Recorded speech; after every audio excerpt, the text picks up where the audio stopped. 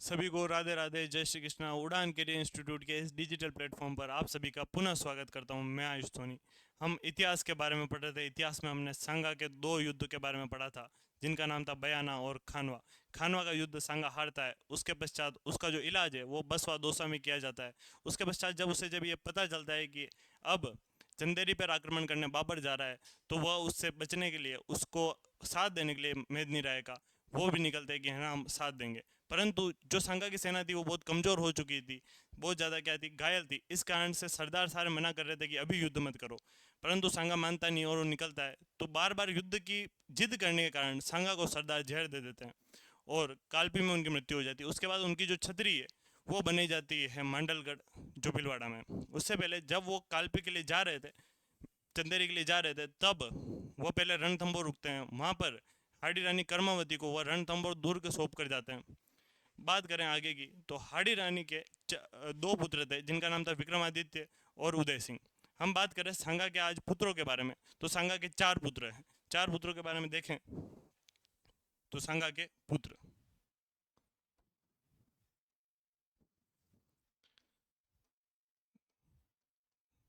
सांगा के पुत्र,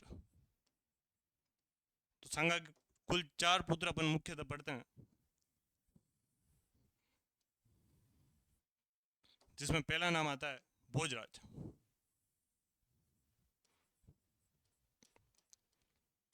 भोजराज। दूसरा जो पुत्र है उसका नाम है रतन सिंह। रतन सिंह। बात करें तीसरे पुत्र की, तो उसका नाम है विक्रमादित्य। विक्रमादित्य। और चौथा जो पुत्र है उसका नाम है उदय सिंह। उदय सिंह। बात करें जो इनका सबसे बड़ा पुत्र था भोजराज, इनके बारे में हमने पढ़ा था कि खातौली के युद्ध में गंभीर रूप से घायल होते हैं। इनका विवाह मीराबाई से हो रखा था। इनकी जो मृत्यु थी वह अल्प आयु में हो गई थी। जब सांगा खुद राजा था तभी इनकी क्या हो गई थी, मृत्यु। तो इनके बारे में अपन लिख सकते हैं,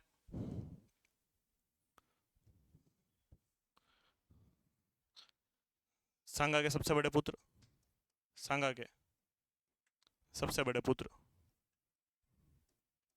सबसे बड़े पुत्र। बात करें आगे खातौली के युद्ध में,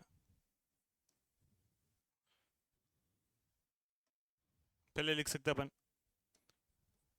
मीराबाई का विवाह,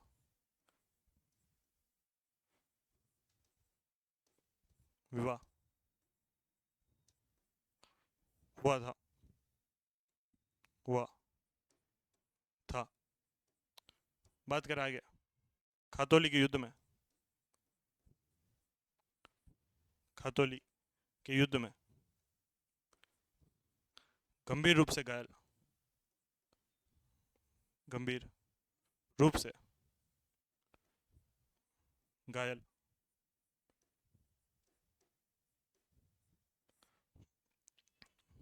सांगा के समय काल में ही, सांगा के समय काल में ही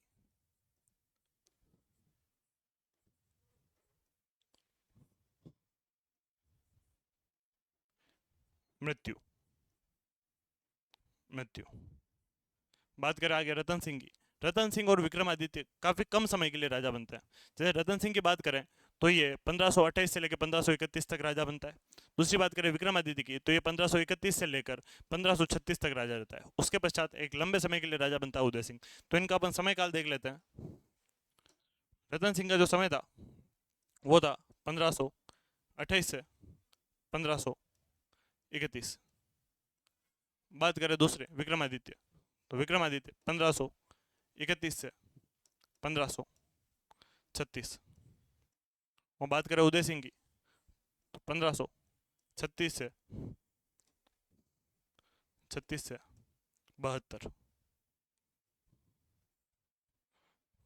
72। अब हम बात करेंगे दूसरे जो राजा बने थे उस सांगा के पश्चात, वो थे कौन, रतन सिंह। तो रतन सिंह के बारे में अपन पढ़ें,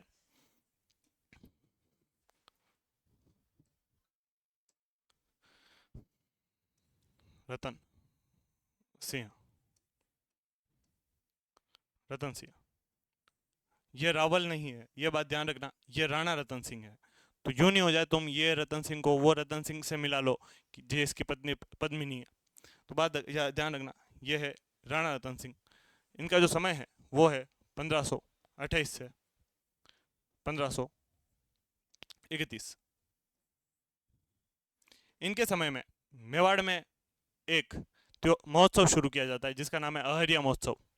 अहरिया महोत्सव में जो मेवाड़ के महाराणा हुआ करते थे वे अपने रिश्तेदारों के साथ जंगल में शिकार खेलने जाया करते थे।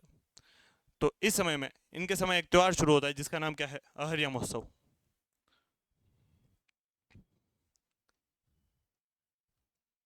इनके समय मेवाड़ में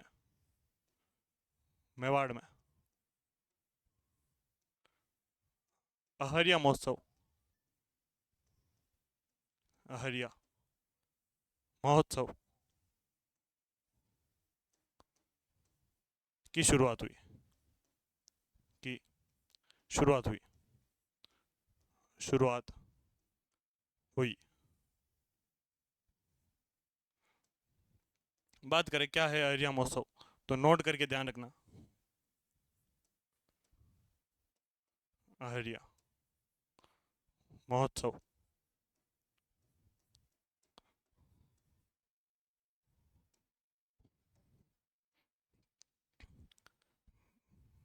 मेवाड़ के महाराणा अपने रिश्तेदारों के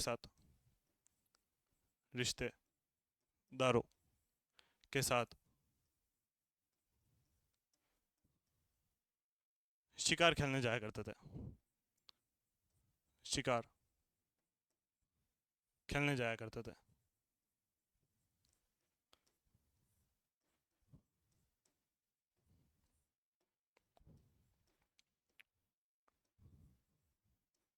अगर पूछ ले आपसे किस ऋतु में जाया करते थे तो ध्यान रखना, बसंत ऋतु, बसंत ऋतु।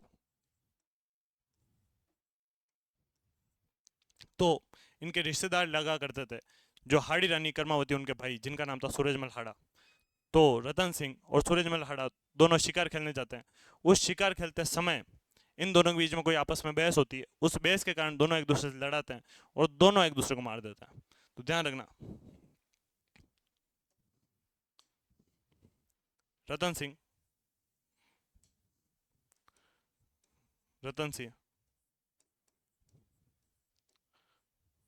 बूंदी के सूरजमल हाड़ा के साथ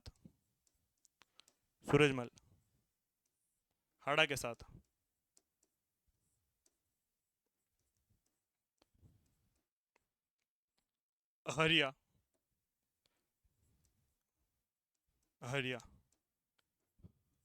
खेलने जाते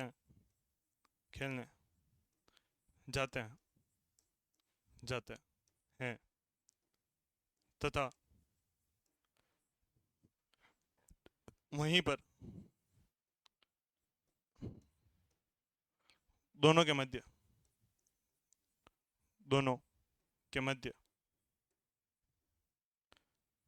विवाद होने पर दोनों एक दूसरे की हत्या कर देते हैं, एक दूसरे की हत्या कर देते हैं,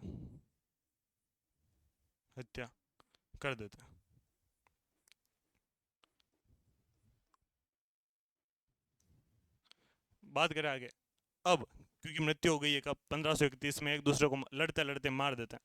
अगला जो राजा बनता है उस राजा का नाम है विक्रमादित्य। हाड़ी रानी जो कर्मावती थी वह अपने दोनों पुत्रों के साथ रणथंभौर में रहा करती थी। अब जैसे ही पता चलता है कि रतन सिंह की मृत्यु हो चुकी है तो हाड़ी रानी अपने पुत्रों के साथ वापस आती है चित्तौड़। बात करें अगला जो शासक बनता है अपने, उस शासक का नाम क्या है, रतन सिंह। रतन सिंह के बाद बनता है विक्रमादित्य। हाँ कोई नहीं, वो तो है ना, आप रिकॉर्ड ही डाल दो इसको। अगला जो शासक है उसका नाम है विक्रमादित्य। राणा विक्रमादित्य। विक्रमादित्य इसका जो शासनकाल है वो शासनकाल क्या रहता है तो ध्यान रखना 1531 से 1536 ईस्वी। बात करें इसके पिता के बारे में, पिता सांगा। बात करें माता के बारे में, माता कर्मावती। कर्मावती। बात करें संरक्षिका, संरक्षिका। क्योंकि विक्रमादित्य जब राजा बनता है तब वो अल्प आयु में था, छोटा था, तो वह इस पूरे राज्य को नहीं संभाल सकता था, इसलिए इसकी संरक्षिका जो थी वो बनती है वापस कौन, माता कर्मावती। कर्मावती। कर्मावती। बात करें तो अल्प आयु में राजा बनाया, अल्प आयु में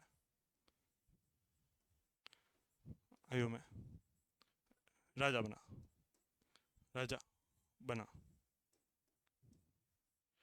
क्योंकि वर्तमान समय में राजस्थान के अंदर मेवाड़ बहुत ज्यादा चर्चित रहा है राज परिवार के कारण, तो उसमें अभी एक राज अभिषेक जो हुआ है वो हुआ है चित्तौड़ दुर्ग में।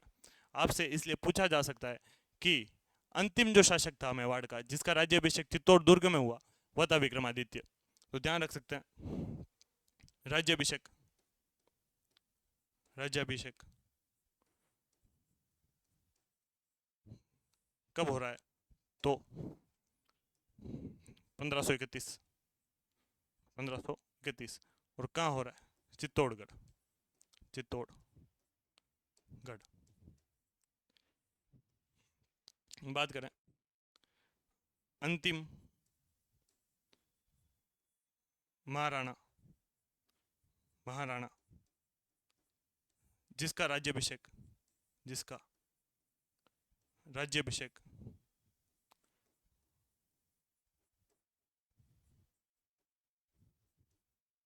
चित्तौड़ दुर्ग में हुआ, चित्तौड़ दुर्ग में हुआ, दुर्ग में हुआ।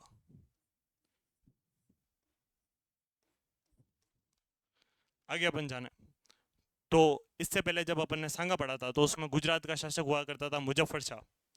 अब मुजफ्फर शाह के पश्चात गुजरात का शासक बनता है बहादुर शाह, और बहादुर शाह विक्रमादित्य के समय 2 बार आक्रमण करता है चित्तौड़ पे। तो अपन लिख सकते हैं विक्रमादित्य के समय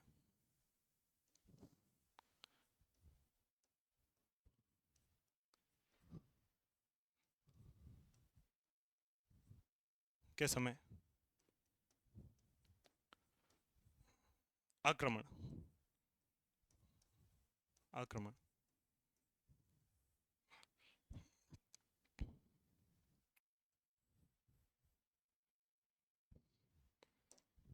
पहला जो आक्रमण करता है इस पे वो होता है 1533 में, 33 ईस्वी। और दूसरा जो आक्रमण होगा इसका वो होगा 1534 ईस्वी।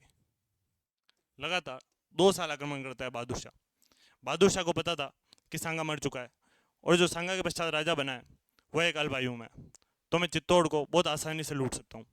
तो जो बहादुर शाह का आने का कारण था वो था लूटपाट, वो किसी अधिकार करने के हिसाब से नहीं आया था। वो मुख्यतः क्यों आया था तो ध्यान रखना, लूटपाट मचाने।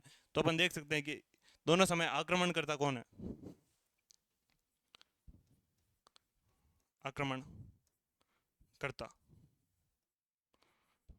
आक्रमण करता कौन था, ध्यान रखना बहादुर शाह, बहादुर शाह। कारण पूछ ले आपसे कभी, कारण तो याद रखना लूट। जब पहली बार आक्रमण करता है तो रानी कर्मावती जो थी वो संरक्षिका थी, उसने कहा भाई क्या दिक्कत है तुझे, क्यों कर रहा है आक्रमण। तो ये कहता है मेरे को पैसा चाहिए। तो जो चित्तौड़ मेवाड़ का खजाना हुआ करता था वो मेवाड़ का खजाना 2 दुर्गों में था, एक दुर्ग था चित्तौड़गढ़ और दूसरा था रणथंभौर। रणथंभौर को पहले से जो सांगा था वो कर्मावती को दे के गया था। तो कर्मावती ने कहा कि तू एक काम कर कि चित्तौड़ पे तो अधिक आक्रमण मत कर, तू एक काम कर, आक्रमण तुझे करना ही है, मैं तुझे चाबियां सौंप रही हूँ कहाँ की, रणथंभौर की, रणथंभौर से तुझे जितना पैसा ले जाना है तो ले जा। तो क्या हुआ था, तो ध्यान रखना, कर्मावती ने, कर्मावती ने रणथंभौर, रणथंभौर बहादुर शाह को देकर, बहादुर शाह को देकर, शाह को देकर, को देकर यह युद्ध, यह युद्ध टाल दिया, टाल दिया।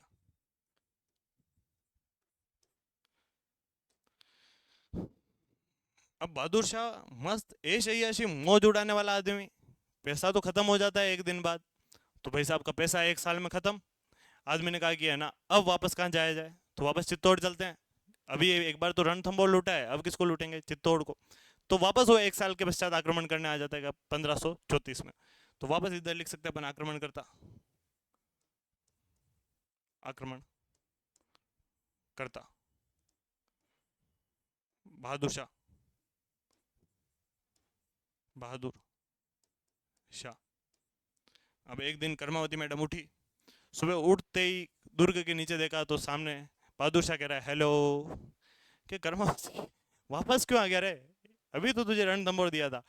कि वो तो मैं पैसा लेने आया था और पैसा खत्म हो गया, तो अब, तो अब मेरे को वापस पैसा चाहिए। तो भाई तुझे रणथंभौर का पैसा था वो दे दिया ना, अब तो मेरे पास चित्तौड़ ही रहा है, तो क्या मैं चित्तौड़ का पैसा लूंगा।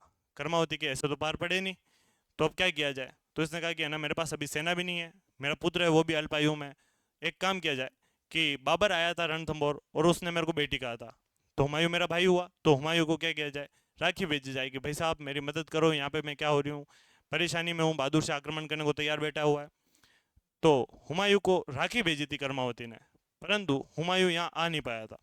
तो ध्यान रखना, इस युद्ध के समय कर्मावती ने, कर्मावती ने हुमायूं को, हुमायूं को सहायता के लिए,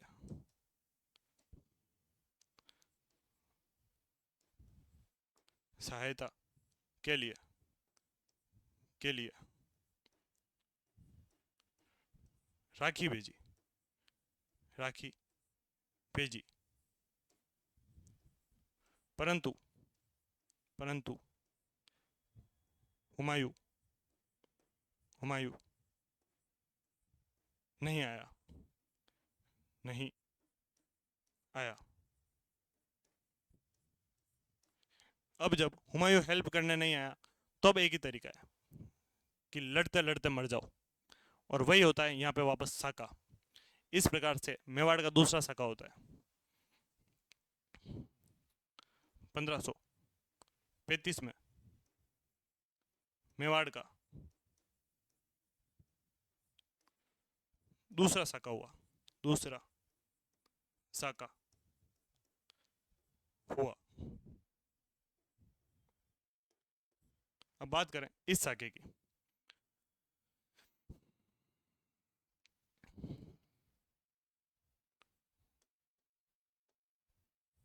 मेवाड़ का दूसरा साका।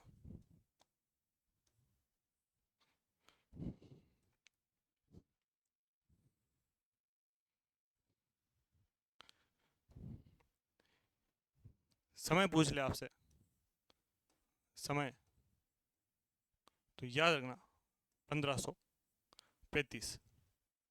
कितनी बार क्वेश्चन आया जाता है, अपन जैसे बुक्स भी पढ़ते हैं बहुत सारी, तो उसमें लिखा आता है कि दूसरा साका 1534-35। पर अगर किसी दिन ऑप्शन में 1534 और 35 दोनों आ जाए तो फिर क्या करोगे। तो भाई इसका जो एक लिखित एविडेंस अपन को मिलता है, वो मिलता है पूर्व के अभिलेख से। उस पूर्व के अभिलेख में जानकारी है कि जो रानी कर्मा होती है वो जौहर करेगी और साथ में वो कुछ दान कर रही है। तो इसके अगर पूछ ले आपसे कि जानकारी, जानकारी 1535 के पूर्व, पूर्व वर्तमान में भिलवाड़ा में, भीलवाड़ा के अभिलेख में, के सॉरी ताम्र लेख में, ताम्र लेख यानी तांबे के पत्र के ऊपर क्या लिखा गया है, लेख, जिसमें वो बता रही है कि मैं जौहर करने जा रही हूँ और साथ में उससे पहले मैं कुछ दान कर रही हूँ, उसकी जानकारी है। बात करें इसमें जो केसरिया की, केसरिया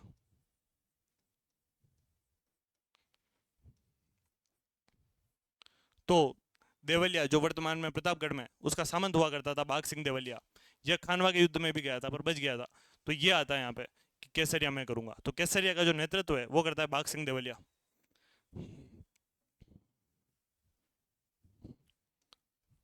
नेतृत्व बाघ सिंह देवलिया, बाघ सिंह देवलिया। बाघ सिंह देवलिया लड़ते लड़ते मरता है और उसके पश्चात इसकी छतरी बनी हुई है। जो चित्तौड़ का अपन देखते हैं, चित्तौड़ जब अपन चढ़ते हैं ऊपर की तरफ तो उसका एक सर्पिलाकार रास्ता है, उस पर 7 दरवाजे बने हुए हैं। उसमें से प्रथम दरवाजा है जिसका नाम है पाडन पोल या पांडु पोल। उसी के बाद छतरी बनी हुई है किसकी, बाघ सिंह देवलिया की। तो ध्यान रखना, छतरी, छतरी, पाडन पोल, पाडन पोल, चित्तौड़गढ़, चित्तौड़गढ़। बात करें जौहर की, तो जौहर करती है यहाँ पे कौन, कर्मावती।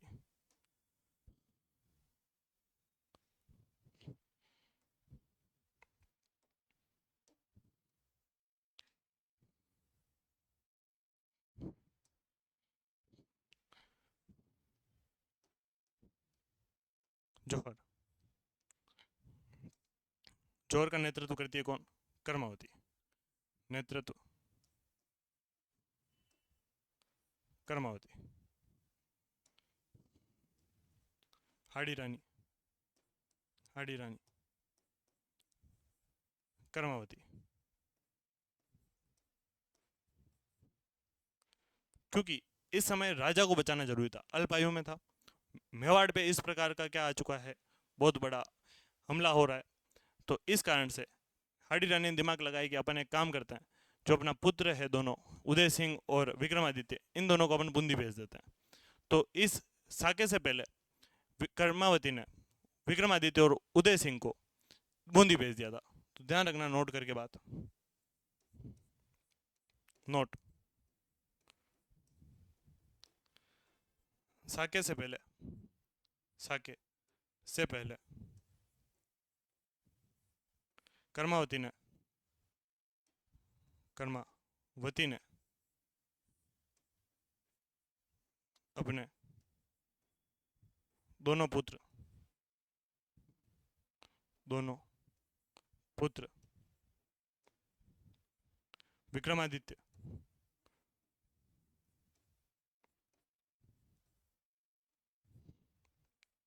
और उदय सिंह को, उदय सिंह को अपने ननिहाल, अपने ननिहाल,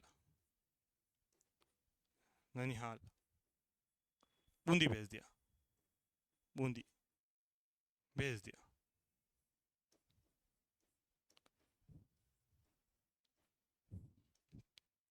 मैंने आपको पहले भी कहा था कि बहादुर शाह के यहाँ आने का एक ही कारण था, लूट मचानी है।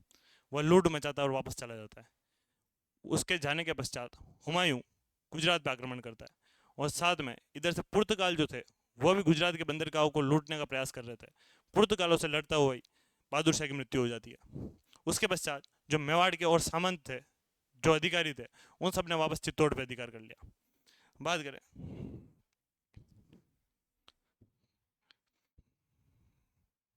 बहादुर शाह के, बहादुर शाह के जाने के पश्चात, जाने के पश्चात, पश्चात मेवाड़ के सामंतों ने मेवाड़ के सामंतों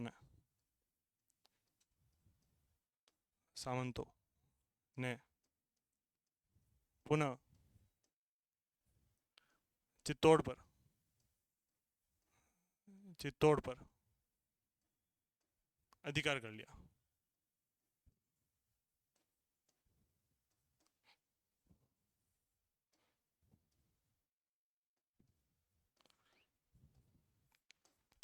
चित्तौड़ पे अधिकार होने के पश्चात अब वापस, क्योंकि महाराणा जिंदा है, महाराणा बूंदी में रह रहे हैं, तो वो वापस आएंगे। तो इस प्रकार से विक्रमादित्य और साथ में उदय सिंह वापस आते हैं चित्तौड़गढ़। पर क्योंकि अभी भी विक्रमादित्य अल्प आयु में है, इस कारण से चित्तौड़ का प्रशासक बनाया जाता है बनवीर को। और बनवीर को जब प्रशासक बनाया जाता है, वह जब शक्ति देखता है कि यार मेवाड़ के प्रशासक के पास इतनी शक्ति है, तो राजा के पास कितनी होगी, और इसी से उसके अंदर एक भावना आती है कि मैं विक्रमादित्य को मार के मेवाड़ का राजा बन जाता हूँ। तो ये ध्यान रखना कि इसके पश्चात विक्रमादित्य विक्रमादित्य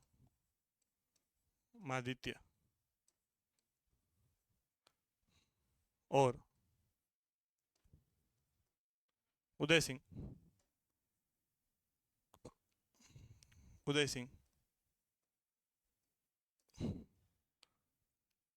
पुनः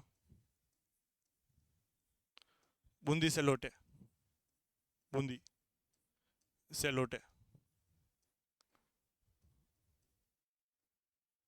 तथा विक्रमादित्य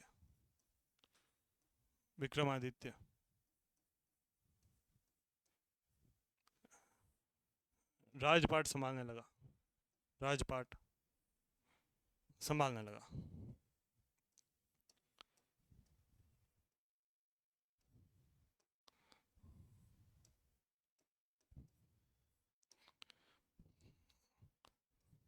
विक्रमादित्य की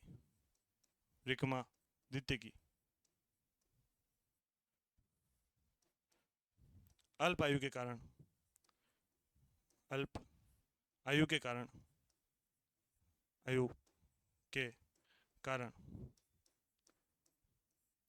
सरदारों ने बनवीर को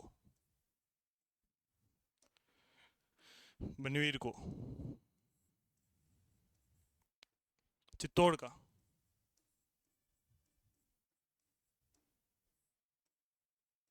प्रशासक बना दिया।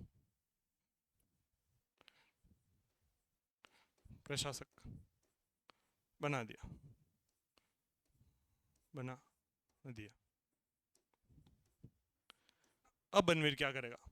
तो बनवीर को जैसे पता चला कि है ना पावर बहुत ज़्यादा है, विक्रमादित्य उदय सिंह को मार दो, तो वो दोनों को मारने का प्रयास करता है, जिसमें वो विक्रमादित्य को मार देता है। पर उदय सिंह को भी मारने का जब वो प्रयास कर रहा था, तो बीच में आती है पन्नाधा है, वह वीरांगना जिसने अपने पुत्र चंदन की बलि देकर उदय सिंह को बचाया था। ऐसी देशभक्ति आपको देखने को नहीं मिलेगी कभी भी, क्योंकि माता ने अपने पुत्र का बलिदान इसमें दिया था। तो बात करें बनवीर ने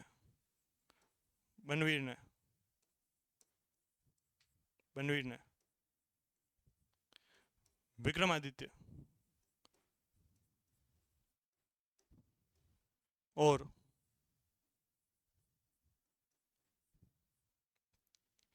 उदय सिंह को मार के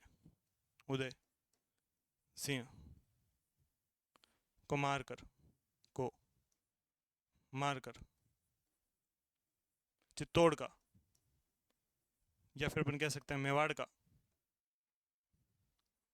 का राजा बनने का सोचा।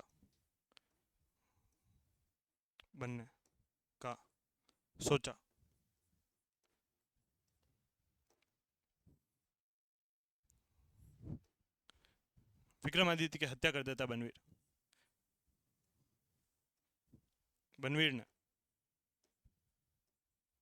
ने विक्रमादित्य की हत्या कर दी।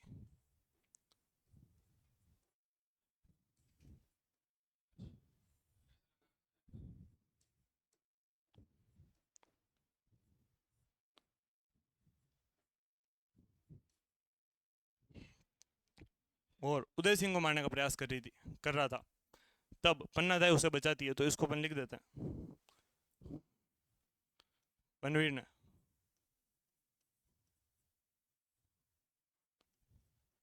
उदय सिंह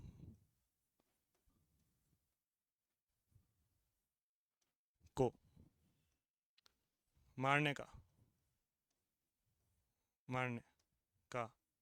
प्रयास किया। तब पन्नाधाय ने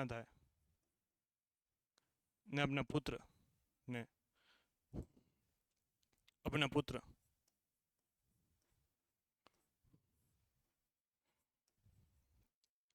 चंदन की बलि देकर या फिर बलिदान कर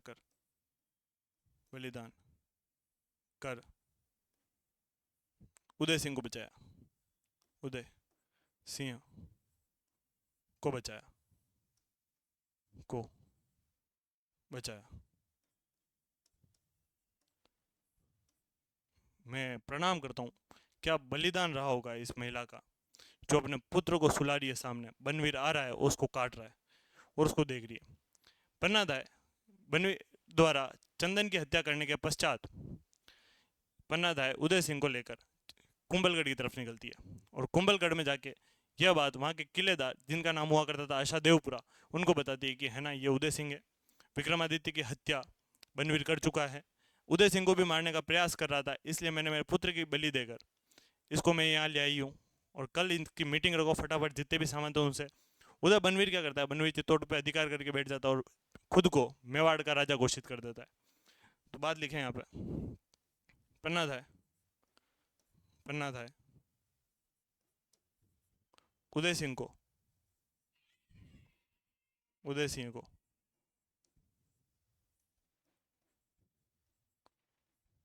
कुंभलगढ़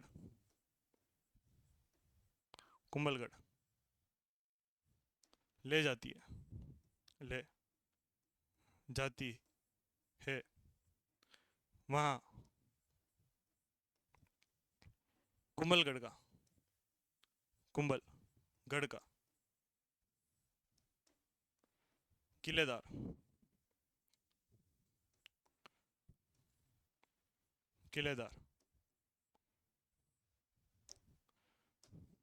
आशा देवपुरा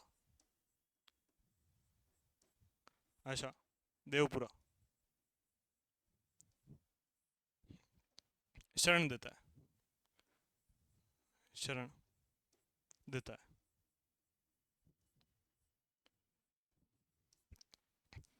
उधर बनवीर खुद को चित्तौड़ का राजा घोषित कर देता है कि भाई आज से मेवाड़ का राजा मैं हूँ, उदय सिंह की हत्या मैंने कर चुका हूँ और साथ ही में विक्रमादित्य की भी हत्या भी हो चुकी है, इस कारण से मैं हूँ आज से मेवाड़ का राजा। पर उसे क्या पता था, पन्नाधाय ने अपने पुत्र चंदन का बलिदान किया है और उदय सिंह को बचा के ले गई है। तो ध्यान रखना, 1536 में बनवीर ने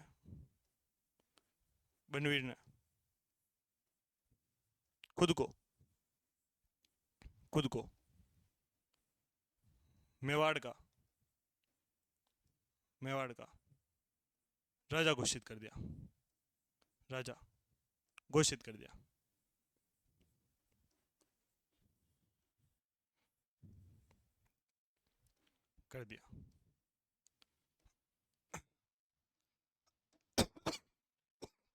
बात को कुछ ऐसे समझे, ये जैसे अपन मान सकते हैं क्या है, मेवाड़ में 3 मुख्य केंद्र हुआ करते थे। पहला केंद्र था चित्तौड़। दूसरा केंद्र हुआ करता था इसमें कुंभलगढ़।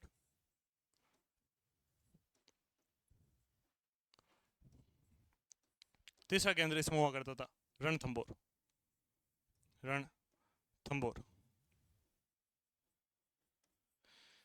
अब बनवीर ने इस पूरे क्षेत्र पर अधिकार कर लिया और खुद को मेवाड़ का राजा बता दिया। कुंभलगढ़ में आ चुके कौन, तो एक तरफ है कौन, पन्नाधाय और साथ ही में छोटा सा चिंटू उदय सिंह। पन्ना था इन्हें आशा देवपुरा को कहा कि है ना ये उदय सिंह है, कल फटाफट मीटिंग बुलाई जाए। सभी सामंत आते हैं कुंभलगढ़ और पूछते हैं कि ये कौन है, छोटा सा बच्चा। तो पन्ना ताई कहती है उदय सिंह है।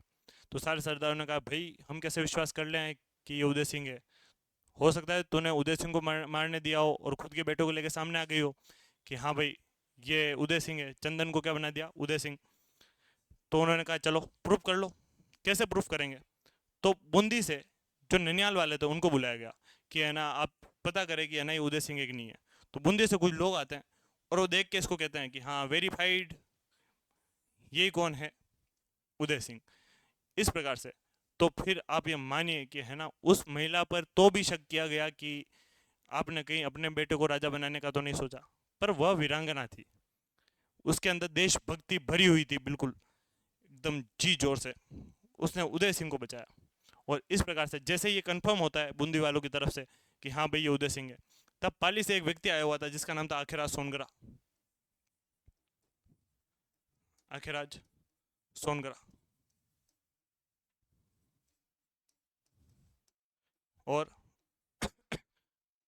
कृष्णदास चुंडावत,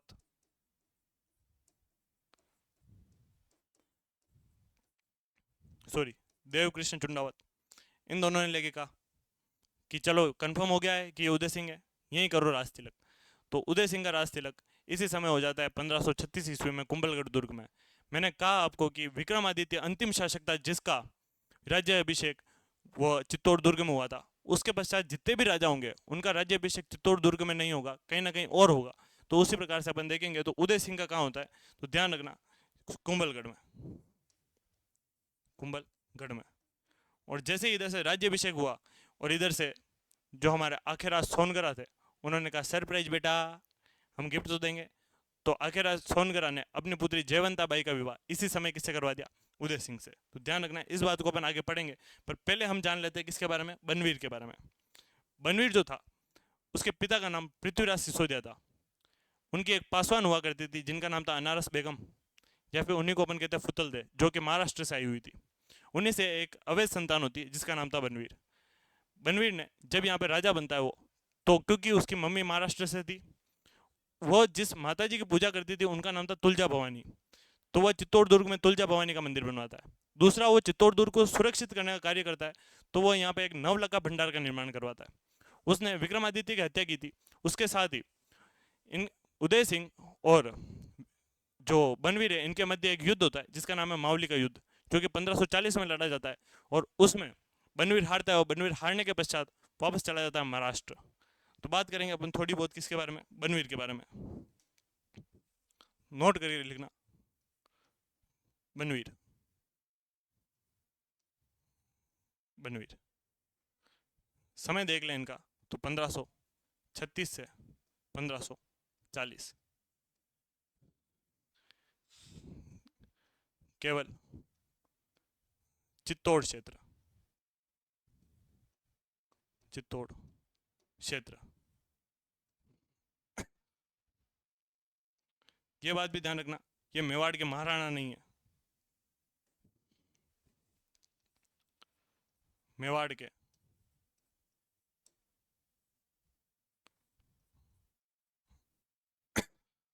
महाराणा नहीं, परंतु परंतु 4 साल मेवाड़ के अधिकांश भाग पर, अधिकांश भाग पर, भाग पर अधिकार, अधिकार क्या करते हैं। तो इनके सबसे पहले अपन देखें पिता, पिता पिता हुआ करते थे पृथ्वीराज सिसोदिया।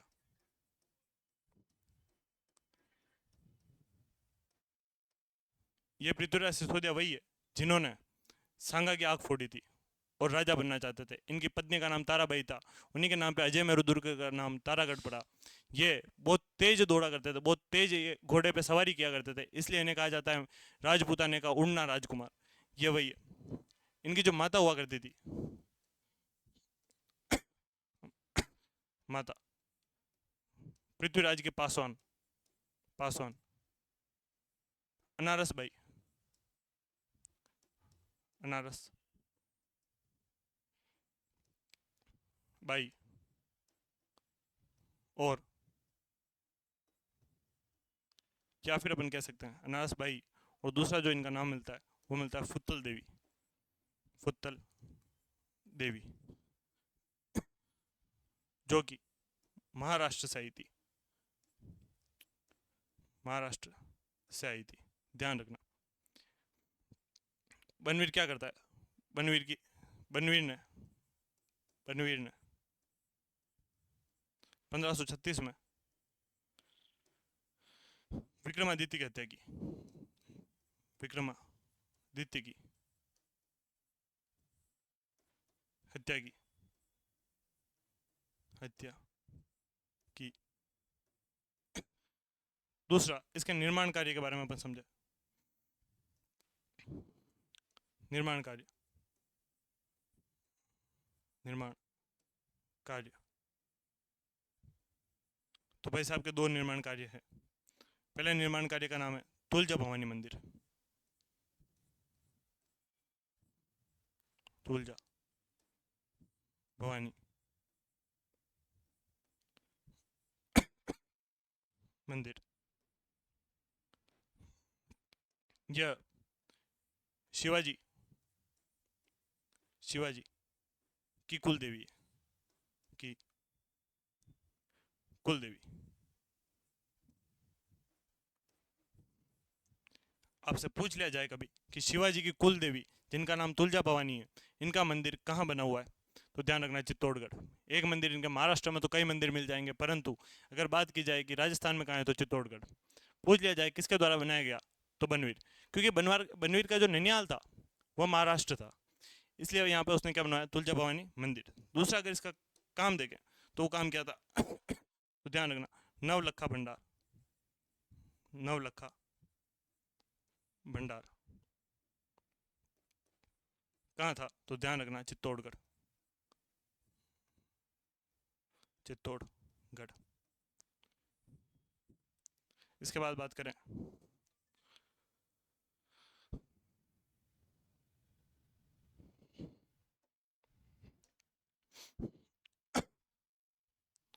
मावली का युद्ध, युद्ध 1540 उदय सिंह से हारने के पश्चात, उदय सिंह से हारने के पश्चात, हारने के पश्चात बनवीर, बनवीर महाराष्ट्र चला गया, महाराष्ट्र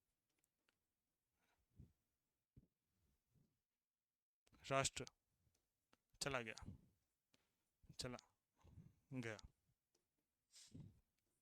ये अपन ने बात की किसके बारे में, बनवीर के बारे में।